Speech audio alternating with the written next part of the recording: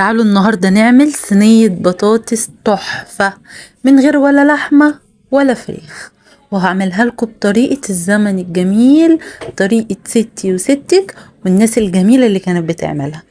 اول حاجة جبت بصلتين حلوين كده وضربتهم في الكبة بتاعتي. انت ممكن تعمليهم على ايدك، وممكن لو انت عندك كبة عادي يعني مش مشكلة، اللي متوفر عندك اعملي بيه.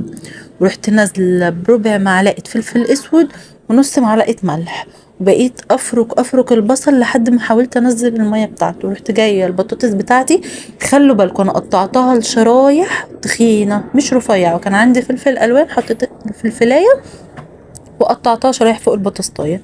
طبعا بقى جبت الصلصه بتاعتي، حطيت ربع معلقه كمون، ربع معلقه فلفل اسود، ملح، معلقه سكر اساسي، معلقه كزبره. طبعا نزلت ده كله على النار. عايزه اقول لكم كانت فظيعه.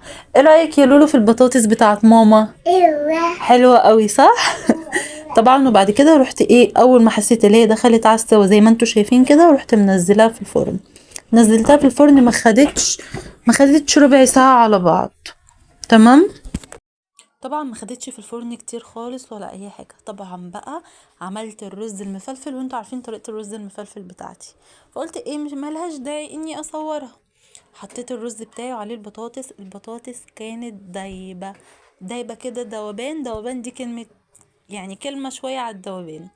انا عايزة اقول لكم على حاجة، لو انتوا اول مرة تشوفوني، معاكم سارة، يا ريت تعملوا لي لايكات كتيرة للصفحة وكومنتات، واعملوا لي متابعة، وقولوا لي ايه رايكم في الصفحه بتاعتي. قولوا لي صحيح انتوا بتتابعوني من اني بلد؟ انا بشوف كومنتاتكم كلكم. بصوا البطاطس ما شاء الله تبارك الله دايبه دوب تحفه. وطبعا الطماطم جنب الاكل دي حاجه اساسيه.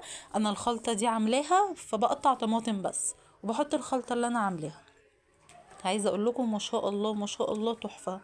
وكان الرز جميل جدا، يعني حاجه كده بسيطه، ولا لحمه ولا فراخ. وزي ما بقول لكم في كل فيديو، الحياه صعبه، لازم تبقى قلوبنا على قلوب بعض، ولازم نرضى باي حاجه موجوده.